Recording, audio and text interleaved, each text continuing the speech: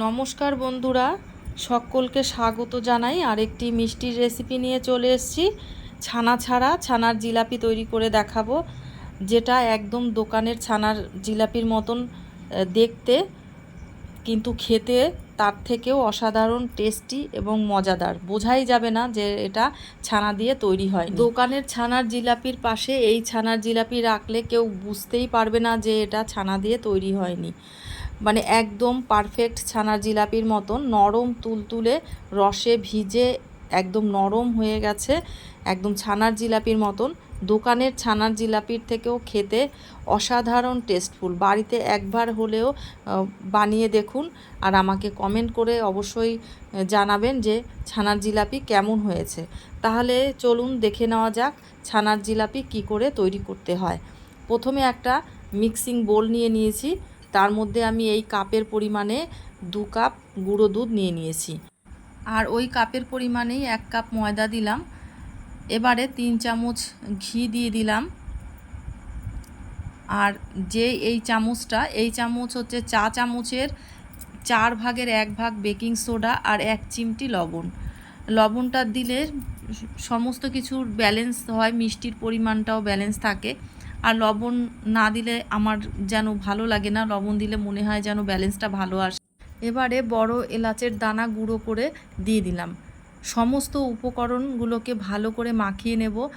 Half cup পরিমাণে liquid দুধ নিয়ে নিলাম। দুধটা আগে থেকেই জাল করে রাখা ছিল, নর্মাল ঠান্ডা দুধ। অল্প অল্প করে দুধ দিতে হবে আর ভালো করে মাখিয়ে নিতে হবে। একসঙ্গে অনেক পরিমাণ দুধ দেওয়া যাবে না, তাহলে বেশি নরম হয়ে যেতে পারে। সেই কারণে অল্প অল্প দুধ দিয়ে মাখিয়ে নিতে হবে। বেশ কিছুক্ষণ ধরে মাখিয়ে নিতে হবে, মাখিয়ে একটা নরম ডো তৈরি করতে হবে। এবার আমার কাছে একটু শক্ত লাগছে, সেই কারণে আমি আরও কিছুটা পরিমাণ দুধ দিয়ে দিলাম। দেওয়ার পরে আবার ভালো করে কিছুক্ষণ সময় ধরে মাখিয়ে নেব। কিছুক্ষণ ধরে মাখার পরেই ডোটা চিপচিপে ভাব এসে যাবে, মানে ভীষণই আঠালো, হাতে লেগে যাচ্ছে। এরকম পর্যায়ে এলে পরে ডোটা মাখানো হয়ে যাবে। দেখো, তোমরা দেখেই বুঝতে পারছো কতটা আঠা আমার হাতে লেগে যাচ্ছে। এরকম পর্যায়ে এসে গেলে ডোটা আর মাখাতে হবে না। এইবার একটা ঢাকনা দিয়ে 20 মিনিটের জন্য রেস্টে রেখে দেব। এইদিকে আমি একটা শিরা তৈরি করে নেব। তার জন্য এই যে বাটির পরিমাণ, এই বাটির পরিমাণে আমি 1.5 বাটি চিনি নিয়ে নিয়েছি, আর এর মধ্যে 2.5 বাটি জল দিয়েছি। এবারে গ্যাসটা আমি হাই ফ্লেমেই রাখবো চিনিটা গলে আসা পর্যন্ত। আর এর মধ্যে দিয়ে দিলাম একটা এলাচকে ফাটিয়ে তার দানাগুলো। এবার দেখো ফুটে এসছে, আর এই শিরাটা 1 তার 2 তার হবে না। চিনিটা গলে যাওয়ার পর 5 মিনিট ফোটালেই শিরাটা রেডি হয়ে যাবে। শিরাটা ফুটে এসছে, চিনিগুলোও গলে গেছে, আমার শিরাটা রেডি হয়ে গেছে। এবারে আমি যে ডোটা রেডি করেছিলাম, এবার সেই ডোটা দেখো বেশ শক্ত হয়ে গেছে, আর কোনো চিপচিপে ভাব নেই, আঠা নেই। ওর মধ্যে আমি আরেকটু দুধ দিয়ে আমি ভালো করে মাখিয়ে নিয়েছিলাম। তোমরাও যদি দেখো ডোটা একটু শক্ত, তাহলে দুধ দিয়ে একটু মাখিয়ে নেবে, আর দুধ যদি না থাকে তাহলে জল দিয়েও মাখিয়ে নিতে পারো। এইবার একটু মাখিয়ে নেওয়ার পরে ডোটা অনেক সফট হয়ে গেছে। এবার হাতে ঘি নিয়ে নিয়েছি। হাতে ঘি মাখিয়ে নিলে একটুও ডো লেগে যাবে না হাতে, আর অনায়াসে ডোটা ভালো করে মাখা হয়ে যাবে। এইবার একটা চামচের সাহায্যে, চামচের পরিমাণে আমি একটা একটা করে লেচি কেটে নিচ্ছি। লেচিগুলো যাতে সম পরিমাণ হয় সেই কারণে চামচ দিয়ে এইভাবে কেটে নিয়েছি। এইবার একটা লেচি নিয়ে নিলাম, নিয়ে এক দড়ির মতন এইভাবে পাকিয়ে নেব। আর এইটা দেখো, প্রথম অংশ এবং শেষ অংশ একটু সরু হবে, আর মিডিল অংশ থেকে শেষ অংশ একটু একরকমভাবে মোটা হবে। আর এই প্রথমে আমি এই দুটো একটা হাতের সাহায্যে করেছি, তারপরে 2 হাত দিয়ে করেছি।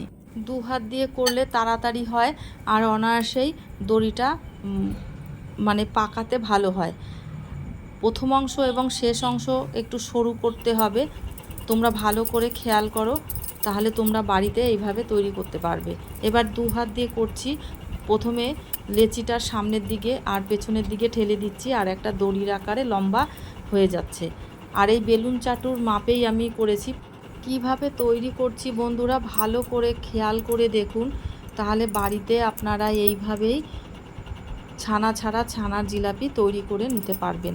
বন্ধুরা, আমার এই ভিডিওটি যদি ভালো লেগে থাকে তাহলে লাইক কমেন্ট করবেন, আর আপনাদের বন্ধুবান্ধবের কাছে শেয়ার করবেন, যাতে তারা এই ভিডিওটি দেখে উপকৃত হয়, বাড়িতে এইভাবে ছানার ছাড়া ছানার জিলাপি তৈরি করতে পারে। আর যদি আপনারা আমার এই ভিডিওটি ইউটিউব থেকে দেখেন তাহলে আমার চ্যানেলটিকে সাবস্ক্রাইব করার জন্য অনুরোধ রইল।